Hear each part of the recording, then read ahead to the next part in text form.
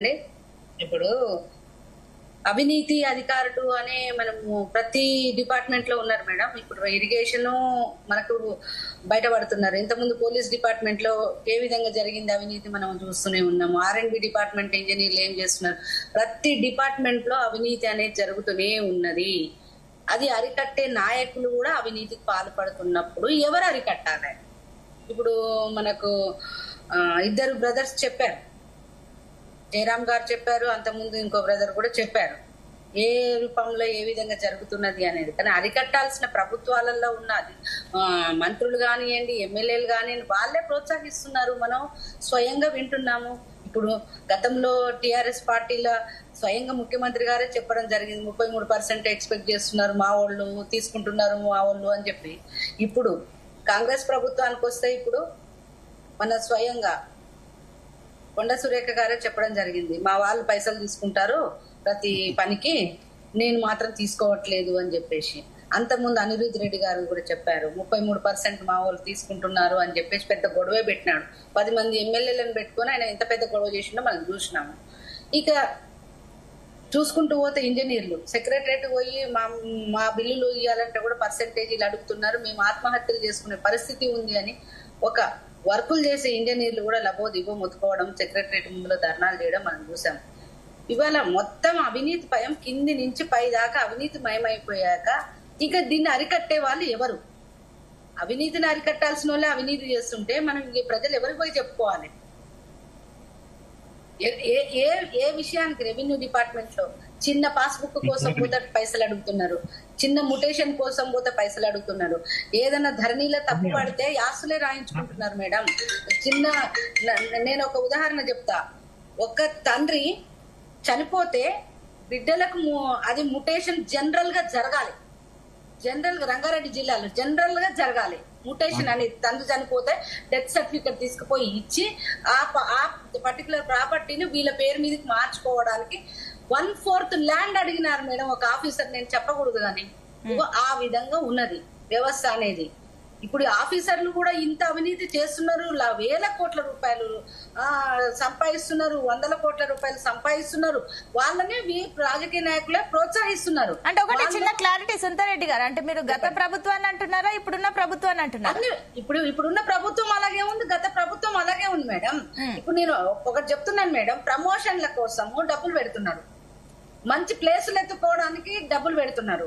ఆఫీసర్లు ఏ డిపార్ట్మెంట్ లో ఏ లైన్ లో డబ్బులు వస్తాయో, ఏ విభాగాలలో డబ్బులు వస్తాయో, ఏ సీట్ల కూర్చుంటే డబ్బులు వస్తాయో దానికోసం విచ్చలవిడిగా పైరవీలు చేసుకొని పైసలు పెట్టుకొని పోతున్నారు. మరి పైసలు తీసుకుని వాళ్ళ ప్రమోషన్లు ఇచ్చేది, వాళ్ళకు పోస్టింగ్లు ఇచ్చేది ఎవరు మేడం?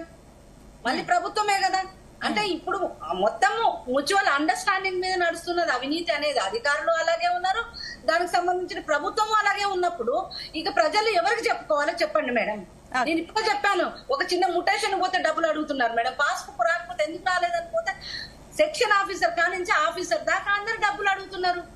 ఇవ్వలేనోడు ఏళ్ల తరబడి ఆఫీసుల చుట్టూ తిరుగుతున్నారు. చిన్న ముటేషన్ కోసం 6 నెలల నుంచి తిరుగుతున్నా కూడా వాళ్ళు ఇవ్వని పరిస్థితి ఉన్నది.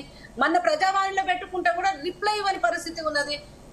ఆ విధంగా ఉన్నప్పుడు మనం ఎవరికి చెప్పాలి చెప్పండి?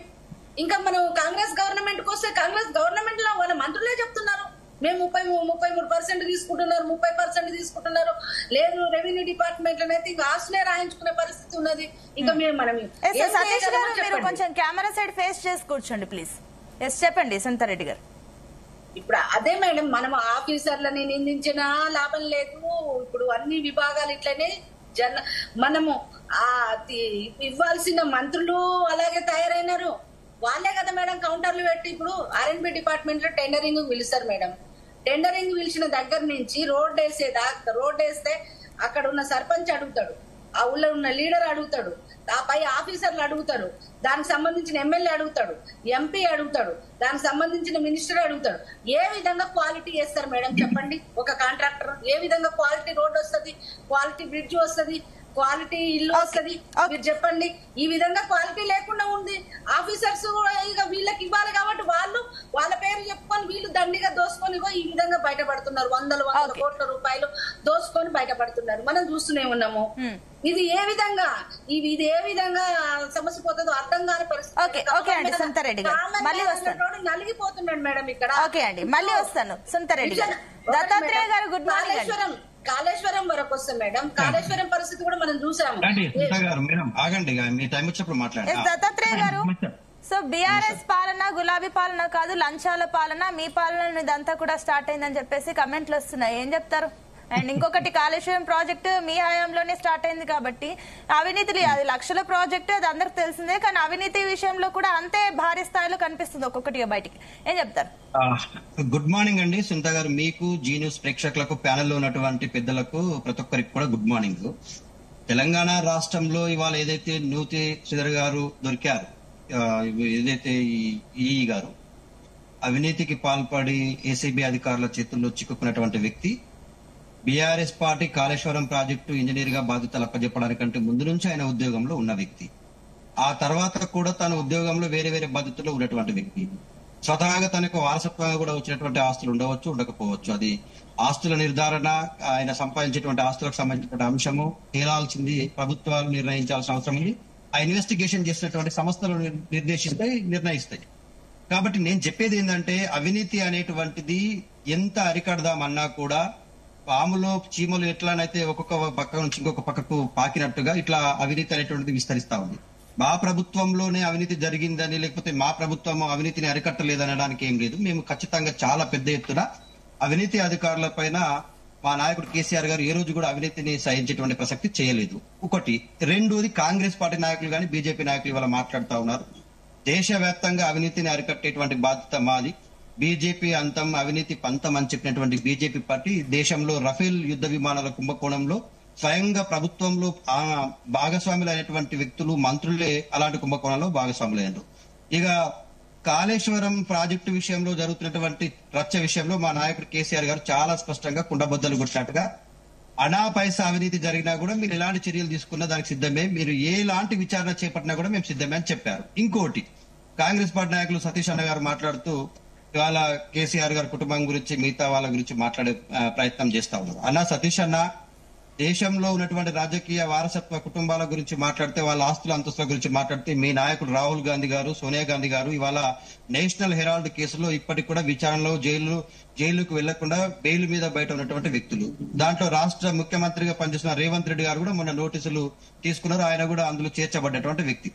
ఆకాశంలో ఉన్నటువంటి ఎయిర్లైన్స్ నుంచి భూమి లోపల ఉన్నటువంటి బొగ్గు గనుల వరకు ఏ కుంభకోణంలో బీజేపీ గాని కాంగ్రెస్ పార్టీ గాని పాల్గొనలేదండి.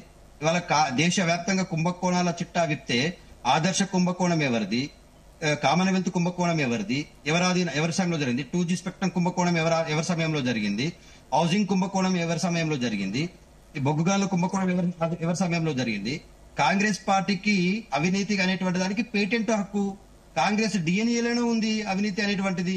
ఇక బీజేపీ అనేటువంటిది దేశాన్ని మేమే ఉద్ధరిస్తాం, దేశంలో మేం తప్ప ఇంకెవ్వరు దేశం గురించి మాట్లాడట్లేదు, మతం పేరు మీద కులం పేరు మీద రాజకీయాలు చేస్తూ దేశాన్ని చిన్న భిన్నం చేస్తూ అవినీతి గురించి బీజేపీ నాయకులు మాట్లాడితే దయ్యాలు వేదాలు వల్లించినట్టుగా ఉంటది. Congress party BJP party Telangana రాష్ట్రానికి కాదు దేశానికి ఒక దౌర్భాగ్యమైనటువంటి పరిస్థితిని తీసుకొచ్చినటువంటి పార్టీలు ఇవి రెండు. ఎక్కడైనా గుర్తుపెట్టుకోండి, ఏదైనా ఒక రాష్ట్రం అభివృద్ధి చెందింది అంటే ప్రాంతీయ పార్టీల నాయకత్వంలోనే ఆ రాష్ట్రాలు సుభిక్షంగా అభివృద్ధి చెందినాయి. దానికి బెస్ట్ ఎగ్జాంపుల్ ఏంటంటే ఒక తమిళనాడు రాష్ట్రం ఇవాళ దేశంలో నంబర్ 1 పరిస్థితిలో ఉండడానికి కారణం ఏంటంటే ప్రాంతీయ పార్టీల పాలనలో ఉండడం, ప్రాంతీయ అవసరాలు తీరడం. రెండోది, తెలంగాణ రాష్ట్రం ఇస్ ద బెస్ట్